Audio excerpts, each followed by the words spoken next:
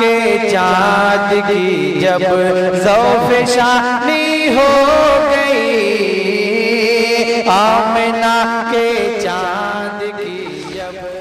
اور میں بلا تمید و تاخیر کے حضرت حافظ قاری مولانا عادل شمیم صاحب سے گزارش کروں گا کہ وہ تشریف لائیں. عشاء بعد سے اب تک نعتیہ منقبتی دور چل رہا ہے. اب نظم سے نثر کی طرف رجوع کرتے ہیں، اور جس کے لیے حافظ قاری عادل شمیم صاحب قبلہ فیضی سلموں کو آواز دیں گے کہ وہ تشریف لائیں. حاضرین محترم، اسٹیج پر رونق افروز علماء کرام، شورائے اعظام، حفاظ کرام، اس کے بعد دلاور بھائی تیار رہیں گے. ان کو زوردار نعرہ لگانا ہے. جب سارے لوگ سو جائیں گے تو دلاور بھائی نعرہ لگائیں گے تاکہ سارے لوگ بیدار ہو جائیں. ورحمۃ اللہ وبرکاتہ. وعلیکم السلام ورحمۃ اللہ وبرکاتہ. الحمدللہ الحمدللہ رب العالمین، والصلاة والسلام على من كان نبيا وآدم بين الماء والطين،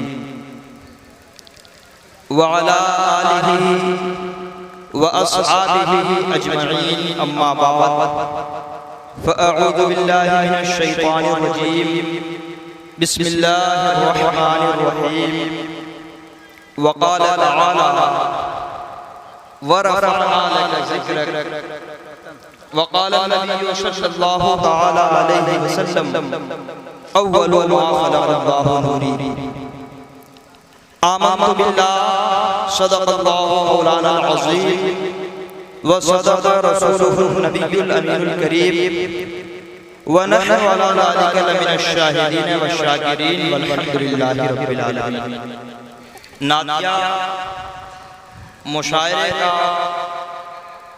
عام طور پہ یہ اصول ہے کہ اگر نعتیہ مشاعرے میں تقریر ہونی ہوتی ہے تو پہلے ہوتی ہے اور نعت خوانی بعد میں ہوتی ہے. اور یہ پروگرام تو آپ نے منعقد کیا تھا میلاد النبی کے جلسے کے طور پر، لیکن آپ نے اسے نعتیہ مشاعرہ بنا دیا. مجھے یقین کامل تھا کہ 12 بجے سے پہلے تقریر نہیں ہوگی، اور ہوا یہ. اور ابھی بھی ہمارے ماسٹر صاحب رہ گئے، ان کو روک لیا گیا کہ ماسٹر صاحب کو روک لیا جائے ورنہ سارے لوگ بھاگ جائیں گے تو تقریر کیسے سنائی جائے گی. یہ بھی ایک خطرہ بن چکا ہے. تو آئندہ سال سے ہماری آپ سے گزارش ہے اور ہمارے ماسٹر صاحب کی بھی گزارش ہے کہ وہ گزارش کریں گے، ان کی بھی تقریر ہونی ہے. وہ کہہ رہے ہیں کہ میں تقریر کرنا چاہ رہا ہوں.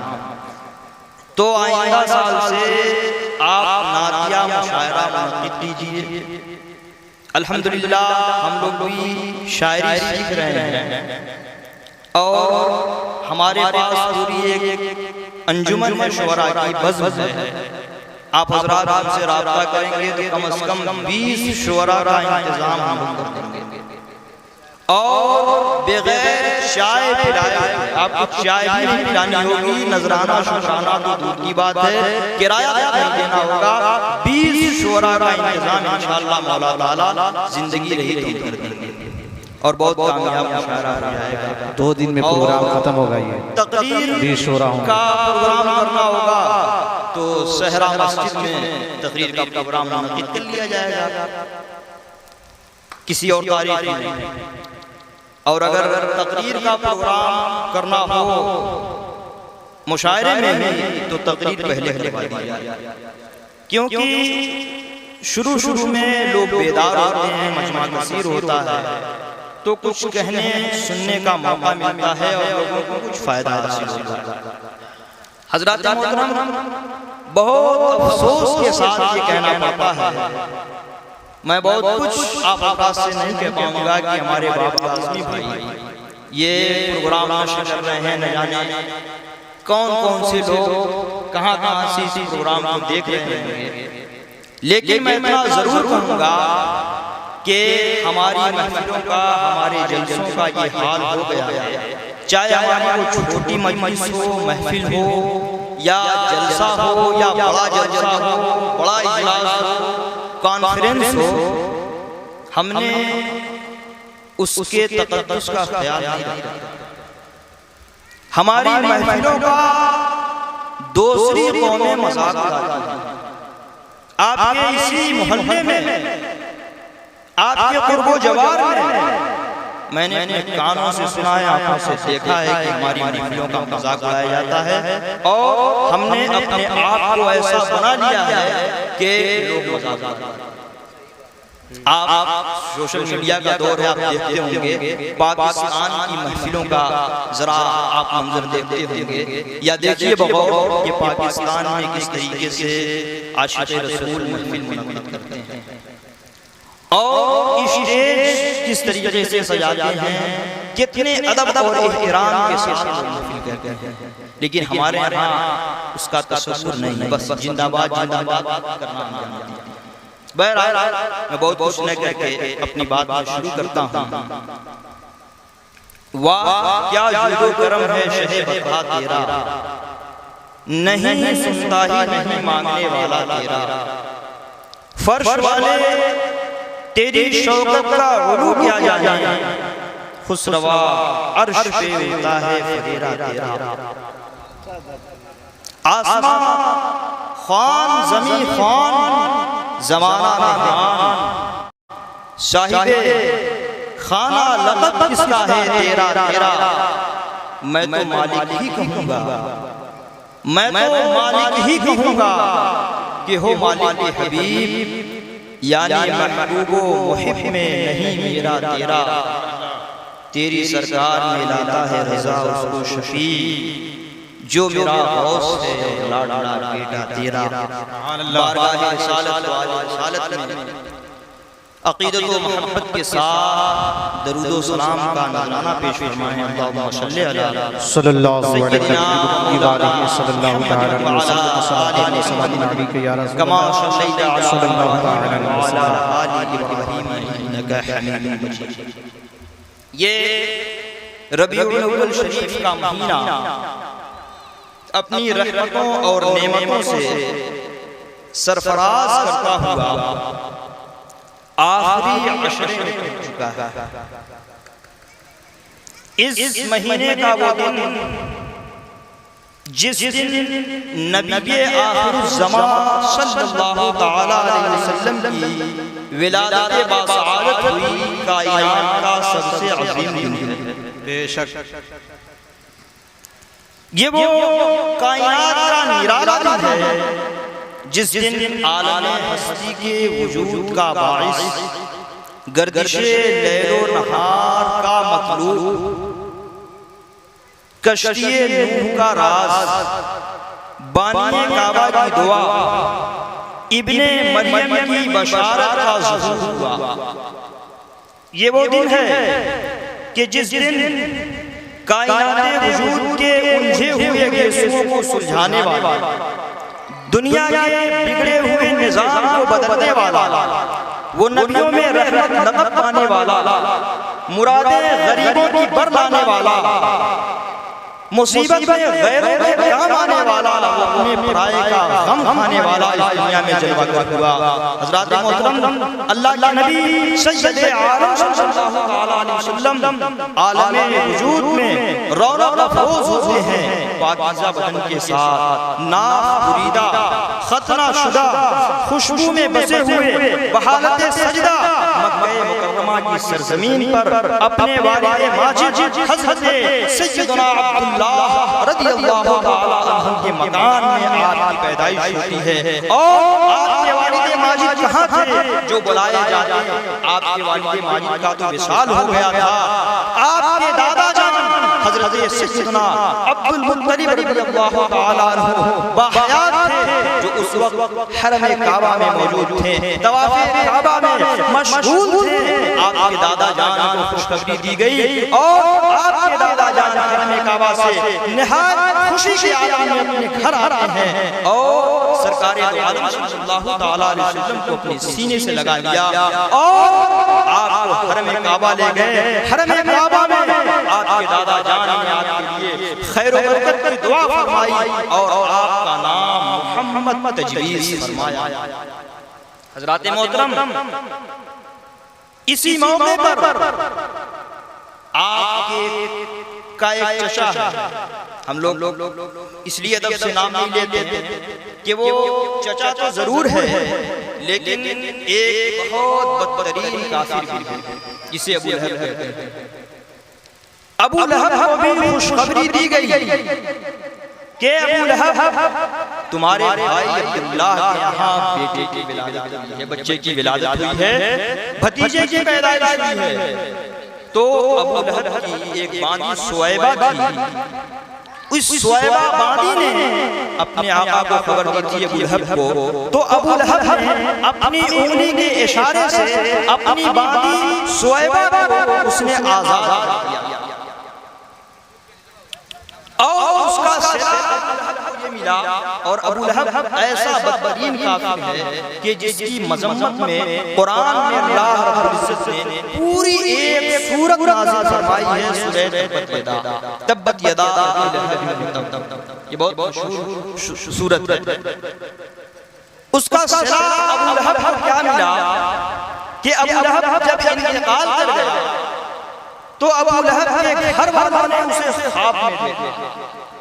حضرات محترم، آپ حضرات کہیں گے کہ یہ خواب کی بات ہے، میں حضرت علامہ عبد المصطفیٰ اعظمی صاحب علیہ رحمت و رضوان کی مشہور زمانہ تصنیف سیرت مصطفیٰ کا مطالعہ کر رہا تھا تو حضرت نے یہ روایت اس میں نقل فرمائی ہے اور اس روایت کو جب میں پڑھ رہا تھا تو دیکھا کہ حضرت نے اس روایت کے لیے حوالہ پیش کیا ہے بخاری شریف۔ سبحان اللہ، بخاری شریف کا روایت حوالہ پیش کیا ہے۔ یہ خواب کی بات تو ضرور ہے لیکن یہ خواب کی بات کون پیش کر رہا ہے؟ امام بخاری پیش کر رہا ہے اور کس کتاب میں پیش کر رہا ہے؟ جس کتاب کو اس زمانے میں قرآن کے بعد سب سے افضل ہونے کا شرف اس بخاری کا حوالہ دیا ہے اعظمی صاحب علیہ رحمت و رضوان نے۔ تو ابو لہب کو اس کے گھر والوں نے خواب میں دیکھا، پوچھا کہ ابو لہب کیا حال ہے؟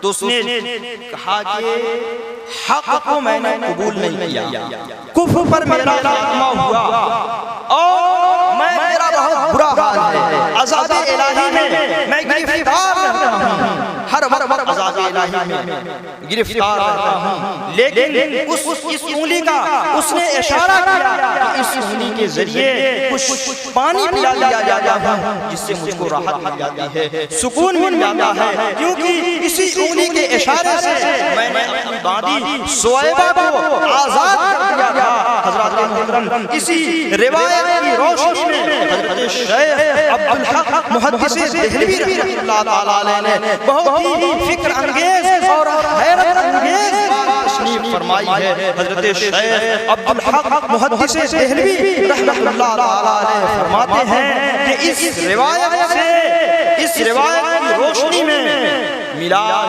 شریف اور نبی آخر الزمان صلی اللہ تعالی علیہ وسلم کی ولادت کی خوشی منانے والوں کے لیے ایک سند ہے کہ وہ ابو لہب جو سڑا ہوا تھا اس نے بھتیجا سمجھ کر بھتیجے کی ولادت کی خوشی میں اس نے اپنی باندی سویبہ کو آزاد کیا تو اسے جزا مل رہی ہے، اسے صلہ مل رہا ہے۔ تو اس مسلمان کا حال کیا ہوگا، اس صاحب ایمان کا حال کیا ہوگا جو نبی آخر الزمان صلی اللہ تعالی علیہ وسلم کی محبت میں شرشار ہو کر ان کی ولادت کا جشن مناتا ہے اور ان کی ولادت پر اپنا مال خرچ کرتا ہے۔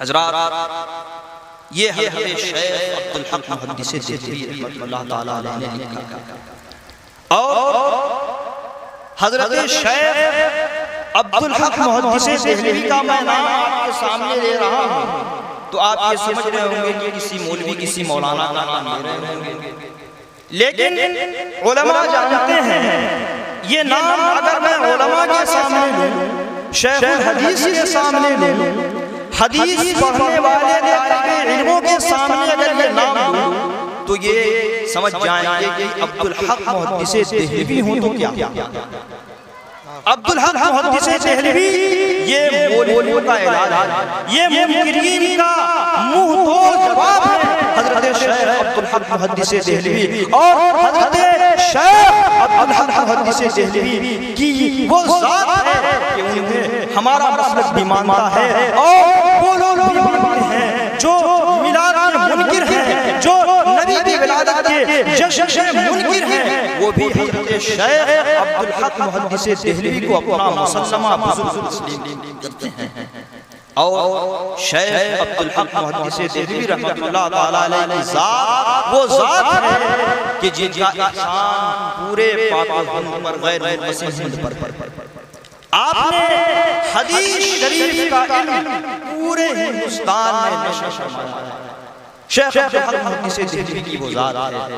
اور ابو لہب نے خوشی منائی، وہ کافر تھا، تو حضرت شیخ عبدالحق محدث دہلوی یہی بتانا چاہتے ہیں کہ کافر کو صلہ مل رہا ہے، کافر کو جزا مل رہی ہے، حالانکہ اللہ رب العزت کا ارشاد ہے ان اللہ لا یغفر ان یشرک بہ ویغفر ما دون ذلک لمن یشاء، کہ اللہ تبارک و تعالی شرک و کفر کو معاف فرمائے گا اور ان کے علاوہ جن گناہوں کو چاہے گا معاف فرمائے گا۔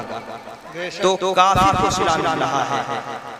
اور حضرت شیخ عبدالحق محدث دہلوی رحمۃ اللہ تعالیٰ علیہ کی بات آ گئی تو میں آپ کو ان کی ایک بات اور بتا دوں کہ حضرت شیخ عبدالحق محدث دہلوی رحمۃ اللہ تعالیٰ علیہ لکھتے ہیں اپنی کتاب میں مدارج النبوہ میں ما سبق بالسنہ میں، یہ حوالے موجود ہیں۔ حضرت شیخ عبدالحق محدث دہلوی فرماتے ہیں کہ نبی آخر الزمان صلی اللہ تعالیٰ علیہ وسلم کی ولادت جس صبح کو ہوئی اس کے پہلے جو شب گزری، جو رات گزری، وہ رات شب قدر سے افضل۔ شب قدر آپ جانتے ہیں، شب قدر یہ کتنی مشہور شب ہے، مسلمان کا ہر ذی شعور اسے جانتا ہے، اس کی عظمت سے واقف ہے۔ اس شب کی فضیلت میں اللہ رب العزت نے پوری ایک سورہ قدر نازل فرمائی ہے قرآن میں، اور اس سورت میں یہ ذکر ہے کہ لیلۃ القدر خیر من الف شہر، کہ شب قدر 1000 مہینوں سے افضل ہے۔ اور شب قدر یہ رمضان کے آخری عشرے میں تلاش کرنے کا حکم ہے، 21 کو، 23 کو، 25 کو، 27 کو، 29 کو یہ تلاش کرنے کا حکم ہے۔ اور شب قدر افضل ہے 1000 مہینوں سے، کیوں افضل ہے؟ تنزل الملائکۃ والروح فیہا بإذن ربہم من کل امر، کہ اس رات میں اللہ کے ملائکہ اور روح الامین حضرت جبریل امین اللہ کے اذن سے، اللہ کے حکم سے نازل ہوتے ہیں۔ تو نزول ملائکہ کی وجہ سے، نزول روح الامین کی وجہ سے یہ شب مشرف ہے، یہ شب، یہ رات شرف ہے۔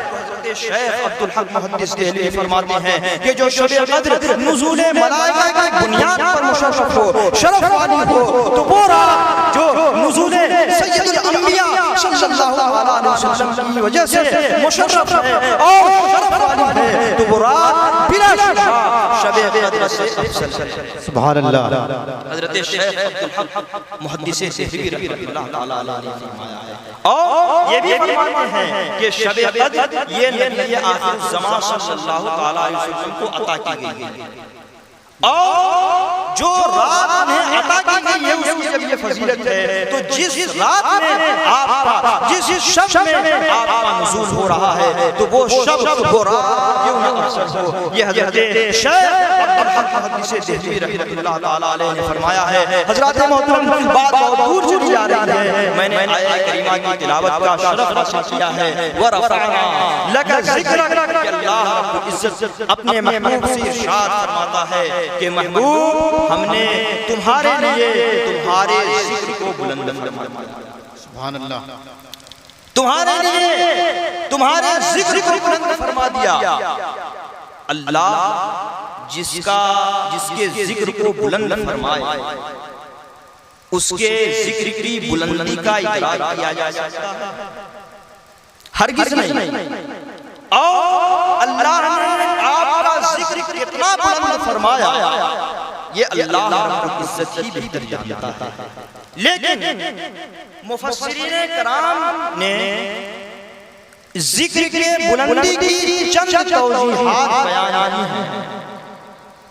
مفسرین کرام فرماتے ہیں کہ نبی آخر الزمان صلی اللہ علیہ وسلم کے ذکر کی بلندی یہ ہے کہ اللہ رب العزت نے اپنے محبوب پر ایمان لانا، مخلوق پر ان کی اطاعت کرنا یہ لازم قرار دے دیا، حتیٰ کہ کوئی شخص اللہ رب العزت پر ایمان لائے، اس کی وحدانیت کا اقرار کرے اور اس کی عبادت کرے تو اس کی عبادت اس وقت تک مقبول نہیں ہو سکتی جب تک وہ نبی آخر الزمان صلی اللہ علیہ وسلم پر ایمان لائے۔ یہ مفسرین فرماتے ہیں، اور مفسرین نے ایک توجیہ اور کی ہے کہ نبی آخر الزمان صلی اللہ علیہ وسلم کے ذکر کی بلندی یہ ہے کہ اللہ رب العزت نے اپنے ذکر کے ساتھ اپنے محبوب کا ذکر خاص فرما دیا۔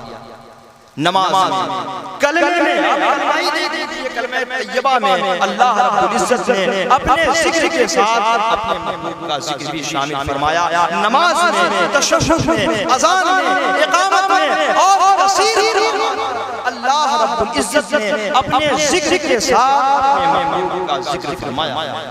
یہ اللہ کے نبی سید عالم صلی اللہ علیہ وسلم کی ذکر کی بلبلی ہے۔ مفسرین کرام اس کو بیان کرتے ہیں۔ اور نبی آخر الزمان صلی اللہ علیہ وسلم کی ولادت سے لے کر کے اب تک ہم ذکر کرتے چلے آ رہے ہیں، قیامت تک ذکر ہوتا رہے گا اور بات بھی ہوتا رہے گا، ہمیشہ ہوتا رہے گا، کیونکہ ذکر قرآن میں آ گیا اور قرآن یہ اللہ کا کلام ہے اور اللہ کا کلام اللہ کی صفت ہے، اللہ کی ہر صفت ازلی اور ابدی ہے، اور ازلی اور ابدی یہ معنی ہوتے ہیں کہ جو ہمیشہ سے ہو اور جو ہمیشہ رہنے والا ہو، جو ہمیشہ رہنے والی ہو وہ ازلی صفت ہے اور ابدی صفت ہے اللہ رب العزت کی، وہ کبھی بھی فنا نہیں ہوگی، وہ ہمیشہ سے ہے اور ہمیشہ اللہ رب العزت کی صفتیں رہیں گی۔ اور نبی آخر الزمان کا ذکر قرآن میں ہے اور اللہ ان کا ذاکر ہے، تو اللہ کی ذات فنا نہیں ہے، اللہ کی صفات فنا نہیں ہے، لہذا نبی آخر الزمان صلی اللہ علیہ وسلم کا ذکر ہمیشہ ہم کریں کیا شاعر کہتا ہے ہماری فکر ہمارا بیان رہے نہ رہے نبی کا ذکر رہے گا، زبان رہے نہ رہے نبی کی مدح زبان بشر نبی مدح زبان بشر ختم نہیں، خدا رہے گا کوئی مدح رہے نہ رہے، خدا رہے گا کوئی مدد نہ رہے نہ رہے۔ حضرات محترم نبی آخر الزمان صلی اللہ علیہ وسلم کا ذکر ہو رہا ہے اور اسی طریقے سے ہو رہا ہے جس طریقے سے ان کی ولادت، ان کی آمد سے قبل کائنات کی تخلیق کے وقت سے نبی آخر الزمان صلی اللہ علیہ وسلم کا ذکر ہوتا تھا اور ہو رہا ہے اور ہوتا رہے گا۔ حضرات محترم آپ حضرات کو معلوم ہے، یہ بات مشہور ہے کہ حضرت آدم علیہ السلام جو دنیا میں پیدائش کے اعتبار سے، دنیا میں تشریف آوری کے اعتبار سے پہلے نبی ہیں، یہ دنیا میں سب سے پہلے وہ تشریف لے آئے ہیں۔ حضرت آدم علیہ السلام نے نبی آخر الزمان کا ذکر کیا ہے، انبیاء صادقین نے ذکر کیا ہے، اور حضرات محترم انبیاء صادقین کی پیغمبرانہ ذمہ داریوں میں ایک ذمہ داری ہوا کرتی تھی کہ ان کی ایک پیغمبرانہ ذمہ داری یہ بھی تھی کہ وہ نبی آخر الزمان صلی اللہ علیہ وسلم کا تذکرہ کریں، ان کا ذکر کریں۔ آپ نے ذکر کیا حضرت آدم علیہ السلام نے اپنی دعا میں سرکار کے اسم مبارک کا وسیلہ شامل فرمایا، حضرت آدم نے، اور آپ کی دعا مستجاب ہوئی اور حضرت ابراہیم خلیل اللہ علیہ نبینا وعلیہ الصلوۃ والتسلیم جو جنہیں جد الانبیاء اور ابو الانبیاء ہونے کا شرف حاصل ہے کہ انہیں جد الانبیاء، انبیاء کا جد، انبیاء کا بزرگ، انبیاء کا دادا اور انبیاء کا والد ابو الانبیاء کہا جاتا ہے۔ اور حضرات محترم میں آپ کو یہ بھی بتاؤں کہ نبی آخر الزمان صلی اللہ تعالیٰ علیہ وسلم سب سے افضل و اعلیٰ نبی ہیں۔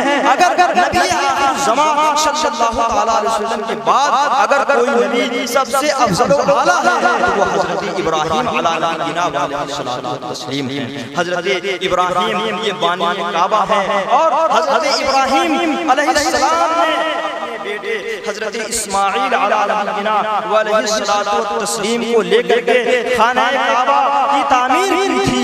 خانہ کعبہ کی تعمیر سے جب فارغ ہوئے آپ دونوں نے اللہ رب العزت کی بارگاہ میں دعا کی ہے، اور ان دعاؤں میں نبی آخر الزمان صلی اللہ تعالیٰ علیہ وسلم کا تذکرہ بھی کیا ہے، اور اس دعا میں نبی آخر الزمان صلی اللہ تعالیٰ علیہ وسلم کو اپنے خاندان میں مانگا ہے، اور اپنی ذریت میں اللہ رب العزت سے دعاؤں میں مانگا ہے کہ اے اللہ رب العزت نبی آخر الزمان صلی اللہ تعالیٰ علیہ وسلم کو ہمارے خاندان میں پیدا فرما، ہماری ذریت میں پیدا فرما۔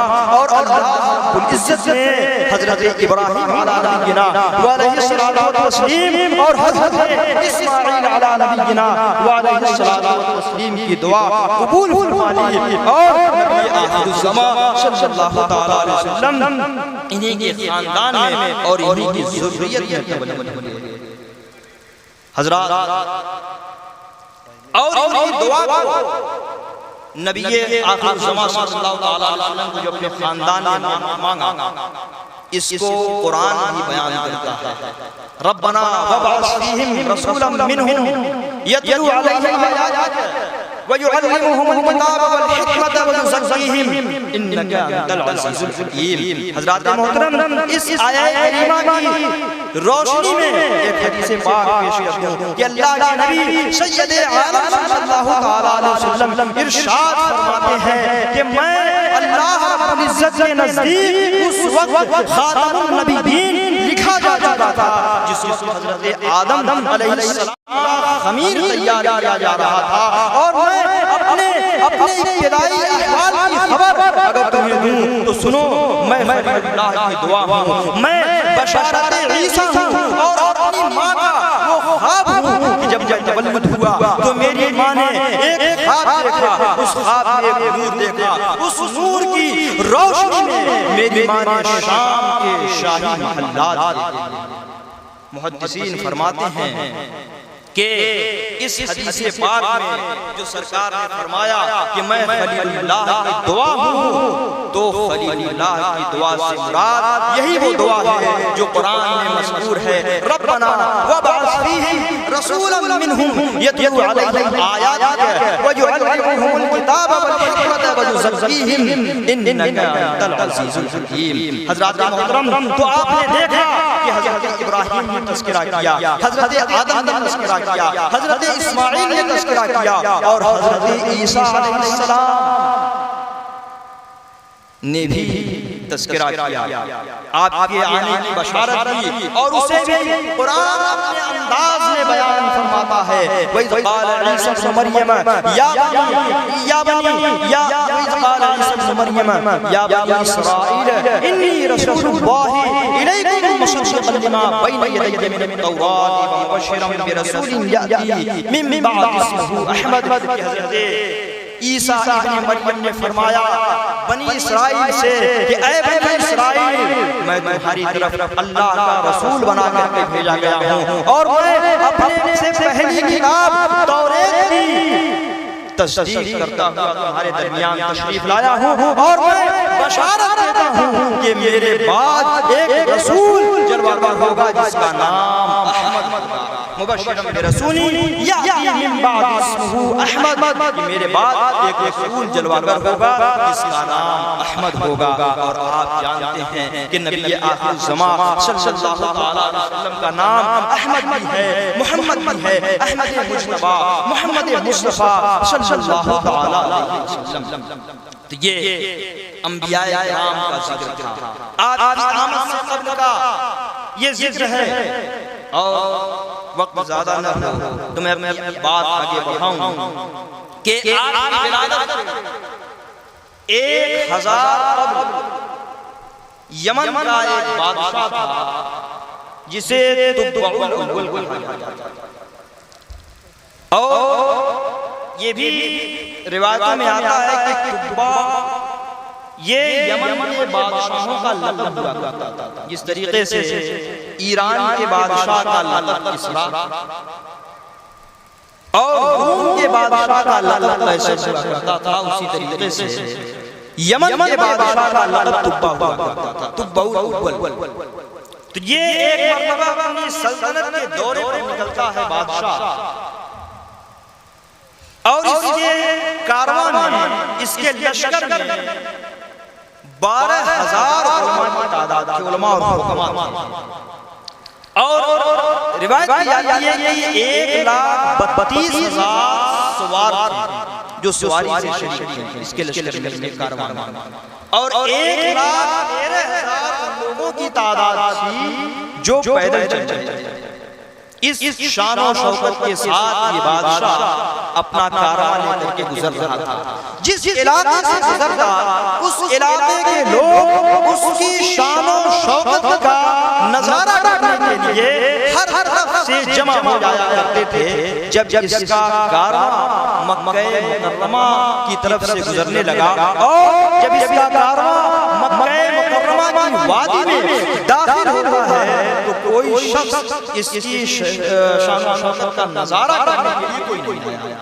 بادشاہ کو تعجب ہوا کہ آخر ایسا کیوں ہے؟ اس نے اپنے وزیر سے پوچھا، دریافت کیا کہ آخر ایسا کیوں ہے کہ میں جدھر سے گزر رہا ہوں، میرا لشکر گزر رہا ہے تو لوگ آتے ہیں، یہاں کوئی نہیں آیا۔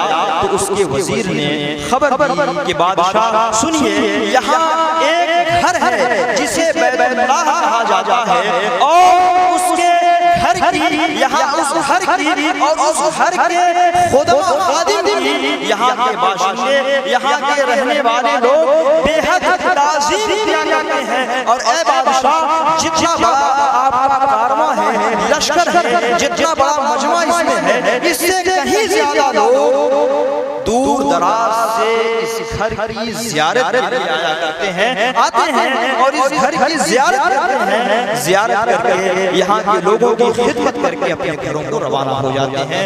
تو ان لوگوں کے خیال میں آپ کی شان و شوکت کیوں آئے؟ تو بادشاہ نے جب یہ سنا تو بادشاہ جلال میں آ گیا، اور بادشاہوں کا حال آپ جانتے ہیں کہ بادشاہ کا حال کیسا گزرا ہے۔ خود کو خدا جتایا کئی تاجدار نے، اندھا بابا کیا تھا، انہیں اقتدار نے، بادشاہوں کا یہ حال ہوا کرتا تھا۔ بادشاہ کو جلال آیا، بادشاہ نے قسم کھا لی کہ میں اس گھر کو کھدوا دوں گا، ڈھا دوں گا، گرا دوں گا، کر دوں گا، اور یہاں کے رہنے والے لوگوں کو قتل کروا دوں گا۔ بادشاہ نے اتنا کہا کہ فوراً اس کے منہ سے، اس کی ناک سے، اس کی آنکھوں سے خون بہنا شروع ہو گیا، اور بدبودار قسم کی رطوبت بہنے لگی، اور ایسی بدبو پیدا ہو گئی کہ اس کے پاس بیٹھنے کی کسی میں ہمت اور طاقت باقی نہیں۔ اس کا علاج کروایا گیا لیکن آقا نہیں، اور اس کے لشکر میں جو 12,000 علماء اور حکماء کی تعداد تھی، ان میں سے ایک جید عالم کو بلایا گیا، اور اس نے دیکھا، صورتحال دیکھ کر کے اس نے جان لیا، اس نے بتایا کہ یہ مرض کوئی معمولی مرض نہیں ہے، مرض تو آسمانی ہے، اور علاج یہ دنیا کا کیا جا رہا ہے، زمین کا علاج کیا جا رہا ہے۔ اس نے کہا بادشاہ اگر آپ نے اپنے دل میں کوئی بری نیت ہے تو فوراً آپ اس بری نیت نیت سے توبہ کیجیے، اتنا کہنا تھا کہ بادشاہ بھی سمجھ گیا اور دل میں اس نے وہ جو نیت کی تھی، وہ جو بری نیت کی تھی کہ میں خانہ کعبہ کو خودوا دوں گا اور یہاں کے لوگوں کو قتل کروا دوں گا، فوراً اس نے اپنی اس بری نیت سے توبہ کر لی۔ توبہ اس نے کی کہ فوراً جو خون بہ رہا تھا بند ہوا، تو اس کو بڑی خوشی ہوئی، صحت یاب ہوا۔ تو اس خوشی میں اس نے خانہ کعبہ پر ریشمی غلاف چڑھائے، اور روایت میں آتا ہے کہ وہاں کے باشندوں کو 7 اشرفی اور 7 ریشمی جوڑے کے طور پر پیش کیے۔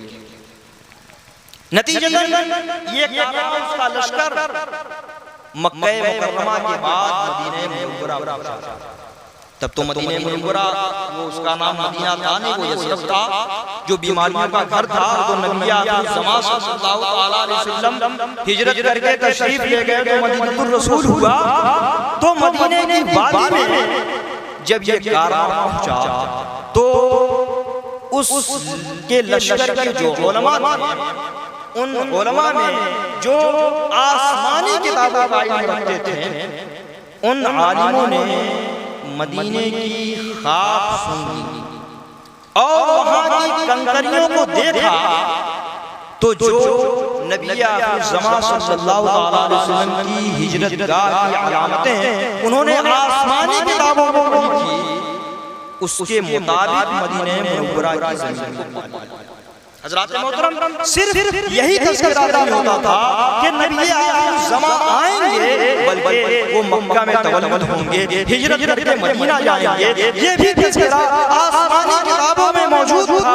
حتیٰ کہ یہی تک نہیں کہ آپ کے وزیروں کا اور آپ کے خلفاء کا بھی تذکرہ آسمانی کتابوں میں موجود تھا۔ اگر تو انشاءاللہ تعالیٰ میں سے بیان کر دوں گا۔ حضرات محترم، تو ان علماء نے، علماء ربانیین نے یہ جان لیا کہ یہ نبی آخر الزمان صلی اللہ علیہ وسلم کی ہجرت گاہ ہے، اور انہوں نے باہم یہ طے کر لیا کہ ہم مر جائیں گے لیکن اب اس جگہ کو، اس شہر کو چھوڑ کر کے کہیں اور نہیں جائیں گے۔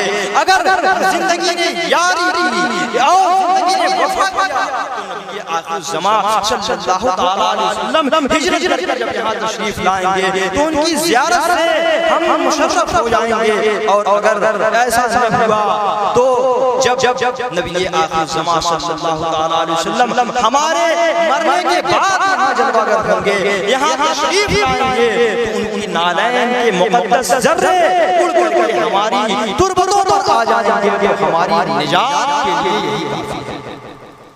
روایتوں میں آتا ہے کہ ان عالموں کی تعداد 400 کی تعداد تھی۔ بادشاہ تک یہ خبر پہنچی تو بول کہ ان علماء نے یہ طے کر دیا ہے کہ اب اس سرزمین کو چھوڑ کر کے کہیں اور نہیں جائیں گے۔ تو اس بادشاہ نے مدینہ منورہ میں 400 مکانات تعمیر کر دیا، اور ان میں سے جو بڑا عالم تھا، بڑا شیخ تھا، اس کے لیے اس کے حوالے ایک شاندار مکان بنوا کر کے اس کے حوالے کر دیا، اور ان کی مالی امداد بھی دی بادشاہ نے، اور یہ وصیت کر دی کہ جب نبی آخر الزمان صلی اللہ علیہ وسلم ہجرت کر کے یہاں تشریف لائیں گے تو یہ مکان اور اس نے ایک خط لکھا، بڑے عالم کو خط بھی دیا کہ یہ میرا خط نبی آخر الزمان صلی اللہ علیہ وسلم کی بارگاہ میں پیش کر دینا، اور اگر تمہاری زندگی میں وہ نہ آ سکے تو تم اپنی نسلوں کو اس کی تلقین کرنا۔ اور یہ نسل بعد نسل قرن بعد قرن یہ خط ان تک ضرور پہنچنا چاہیے. اور یہ بات جو میں کر رہا ہوں یہ نبی آخر صلی اللہ علیہ وسلم کی ولادت سے 1000 سال پہلے میں بات کر رہا ہوں. اس نے خط دے دیا اور اس خط میں کیا تھا آپ حضرات یہ بھی ملاحظہ کریں. اس نے خط کے آداب تحریر کرنے کے بعد لکھتا ہے کہ اے اللہ کے حبیب میں آپ پر ایمان لاتا ہوں اور میں اس کتاب پر ایمان لاتا ہوں جو آپ پر نازل ہوگی. اور اے اللہ کے حبیب اگر آپ جلوہ گر ہو گئے اور آپ کی زیارت کا موقع مجھے مل گیا تو بہتر ہے، ورنہ آپ میری شفاعت فرمانا اور قیامت کے دن آپ مجھے فراموش فرمانا. اور یا رسول اللہ میں آپ کی پہلی امت میں ہوں اور آپ کے ساتھ آپ کی آمد سے پہلے بیعت کرتا ہوں. میں گواہی دیتا ہوں کہ اللہ ایک ہے اور آپ اس کے سچے رسول ہیں. یہ اس نے خط میں تحریر کر دیا اور یہ خط بڑے آڑے آڑے کر دیا. اور حوالے کرنے کے بعد آپ حضرات یہ دیکھ رہے ہیں کہ ان کا تذکرہ کس شان سے سابقہ زمانے میں ہوا کرتا تھا. وہ وقت آ گیا نبی آخر زمان صلی اللہ علیہ وسلم پر پہلی وحی نازل ہوئی تو سرکار کی طبیعت کچھ متاثر ہوئی. حضرت ام المومنین سیدنا خدیجہ کبریٰ سلام اللہ علیہا کہ ایک چچا زاد بھائی تھی ورقہ ابن نوفل، یہ بھی ایک جید عالم تھے، آسمانی کتابوں کے عالم تھے. ان کی بارگاہ میں سرکار حضرت خدیجہ کبریٰ سلام اللہ علیہا لے گئے. تو حضرت ورقہ ابن نوفل رضی اللہ تعالیٰ عنہ موحد تھے، یہ شرک نہیں کرتے تھے، یہ بتوں کی پوجا نہیں کرتے تھے، اللہ کی وحدانیت کو مانتے تھے، اقرار کرتے تھے، اس پر ایمان رکھتے تھے. تو انہوں نے بھی نبی آخر زمان صلی اللہ علیہ وسلم کی وقت کی رسالت و نبوت کی بشارت کہ وہ وقت آنے والا ہے کہ یہ اعلان نبوت فرمائیں گے. کاش کہ میں اس وقت تندرست رہتا، صحت مند رہتا، باحیات رہتا، اور کاش کہ میں اس وقت بھی موجود رہتا کہ جب انہیں کی قوم مکہ سے انہیں نکال دے گی. نبی آخر زمان صلی اللہ علیہ وسلم نے فرمایا کہ کیا میری قوم مجھے مکہ سے نکال دے گی؟ تو حضرت ورقہ ابن نوفل نے فرمایا تھا کہ ہاں، وہ بھی آسمانی کتابوں کے عالم تھے، انہوں نے بھی بشارت دی. اور نبی آخر زمان صلی اللہ علیہ وسلم مبعوث ہوئے اور انہوں نے اپنی 40 سالہ زندگی جو ظاہری زندگی ہے گزارنے کے بعد اعلان نبوت فرما دیا. اور یہ ساری چیزیں مشہور ہیں، میں بیان کرنا چاہتا ہوں کہ جب نبی آخر زمان صلی اللہ علیہ وسلم ہجرت کر کے مدینہ رسول تشریف لے جا رہے تھے اور اہل مدینہ کو اس کی خبر پڑ گئی تھی کہ نبی آخر زمان صلی اللہ علیہ وسلم ہجرت کر کے مدینہ تشریف لانے والے ہیں. تو کوئی اپنے مکانوں کو سجا رہا تھا، کوئی گلیوں کوچوں کو صاف کر رہا تھا، لوگ خوشیاں منا رہے تھے، جشن کا ماحول تھا مدینے کی گلیوں میں. جب یہ آخر زمان صلی اللہ علیہ وسلم کا داخلہ مدینے کی سرزمین پر ہوتا ہے تو مدینے کی چھوٹی چھوٹی بچیاں دف لے کر کے نغمے گا رہی تھیں. تلالو علینا من سنی یا الوداعی وجب شکر علینا ما دعا للہ داعی. نبی آخر زمان صلی اللہ علیہ وسلم مدینہ طیبہ میں داخل ہوتے ہیں اور آپ کی اونٹنی حضرت ابو ایوب انصاری رضی اللہ تعالیٰ عنہ کے مکان کے پاس جا کے ٹھہر جاتی ہے. اب یہ حضرت ابو ایوب انصاری رضی اللہ تعالیٰ عنہ انہیں میزبان رسول ہونے کا شرف حاصل ہے. اور وہ بادشاہ جو بول اول تھا جس نے وہ مکان تعمیر کروایا تھا کہ وہ نبی آخر زمان صلی اللہ علیہ وسلم کی خدمت میں یہ مکان میری طرف سے پیش کر دیا جائے. اس وقت وہ مکان حضرت ابو ایوب انصاری کی وراثت میں اور ان کی ملکیت تھا. حضرت ابو ایوب انصاری رضی اللہ تعالیٰ عنہ کے مکان میں سرکار جلوہ گر ہوتے ہیں اور حضرت ابو ایوب انصاری کے پاس وہ خط بھی تھا جو خط تبع الاول نے تحریر کر کے وہ بڑے عالم کے حوالے کیا تھا، اور روایت میں آیا ہے کہ حضرت ابو ایوب انصاری رضی اللہ تعالیٰ عنہ انہی علماء، انہی بڑے اسی بڑے عالم کی نسل میں سے ہیں۔ آپ کے پاس وہ خط موجود تھا، آپ نے اپنے غلام کے ابو لیلہ کے حوالے وہ خط کر رکھا تھا۔ نبی آخر زمان صلی اللہ تعالیٰ علیہ وسلم کے سامنے جب حضرت ابو ایوب انصاری کا غلام ابو لیلہ آتا ہے تو نبی آخر زمان صلی اللہ تعالیٰ علیہ وسلم ارشاد فرماتے ہیں کہ ابو لیلہ تم ابو لیلہ ہو، لاؤ جو قول اول نے، میں رسول اللہ ہوں، جو قول اول نے بادشاہ نے جو میرے نام خط لکھا تھا وہ خط تمہارے پاس لاؤ میرے حوالے کر۔ خیر الکلام، سبحان اللہ سبحان اللہ۔ نبی آخر زمان صلی اللہ تعالیٰ علیہ وسلم کی بارگاہ میں تو قول اول کا وہ خط پہنچ جاتا۔ آپ نے دیکھا کہ کس طریقے سے، کس شان سے نبی آخر الزمان صلی اللہ تعالیٰ علیہ وسلم کا تذکرہ سابقہ زمانوں میں انبیاء کرام اور ان کی قومیں کیا کرتی تھیں۔ درود شریف سیدنا و مولانا محمد اللہ رب محمد صلی اللہ علیہ وسلم نحن عباد صلی اللہ علیہ وسلم۔ نیند آ رہی ہے ہم لوگوں کو، سب کی بیٹری ڈسچارج ہو گئی ہے، زبردستی بیٹھے ہوئے ہیں، کچھ بات سمجھ میں نہیں آ رہی ہے، کسی سے پوچھیں گے کیا بولیں تو کچھ نہیں بتا پائیں گے، اس لیے کہ رات بنی ہے بیٹری چارج کے لیے، سویرے جب چارج ہو جاتی ہے تو دن میں کام کرتی ہے۔ قرآن پاک کا ارشاد ہے وَجَعَلْنَا اللَّيْلَ لِبَاسًا وَجَعَلْنَا النَّهَارَ مَعَاشًا، کہ دن بنا گیا کام کے لیے اور رات آرام کے لیے۔ تو جب رات میں آدمی آرام کرتا ہے تو دن میں بہترین طریقے سے کام کرتا ہے۔ ہم لوگوں کو مدرسے میں پڑھانا ہے، کسی کو جھاڑو لگانا ہے، کسی کو کچھ کرنا ہے، تو یہ رات بہت دیر ہو چکی ہے، اور کل ہم لوگوں کو ہو سکتا ہے کہ درسگاہ میں نیند آئے اور کوئی بچہ کہیں سنا رہا ہے، ادھر ادھر کی سنا کے چلا جائے تو درسگاہ میں بھی بچے کا نقصان ہوگا، ہمارا بھی خسارہ ہوگا۔ تو اس لیے بیٹری کو چارج کر لینے دیا ہے کچھ لوگوں کو۔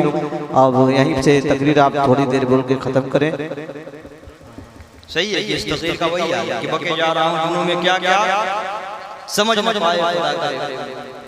وہی لوگ بیٹھے ہوئے ہیں جن کا کیمرہ ہے، جن کو فرش اتارا ہے، جن کو مائک۔ میں شرمندہ تھا کہ آپ نے پوسٹر پر اتنا لمبا چوڑا میرا نام دیا کہ اس کا حق بھی ادا کرنا تھا۔ میں بہت شرمندہ تھا واقعی۔ میں جمعہ میں بطور مجبوری 10 منٹ تقریر کرتا ہوں ٹوٹی پھوٹی، میں نے جو خدمت کرنی تھی آپ کی کر دی۔ ویسے بھی کرسی اگر کسی کو مل جائے تو جلدی چھوڑنا نہیں چاہتا۔ دیکھ لیجئے ہندوستان کا حال، 6-7 سال ہو گیا ابھی تک کرسی چھوٹی نہیں ہے۔ تو انہی سب باتوں پر میں اپنی بات ختم کرتا ہوں، اور ماسٹر صاحب سے کچھ پیش کر لیں، اس کے بعد اب ماسٹر صاحب کی ولولہ انگیز تقریر سن لیجئے آپ لوگ۔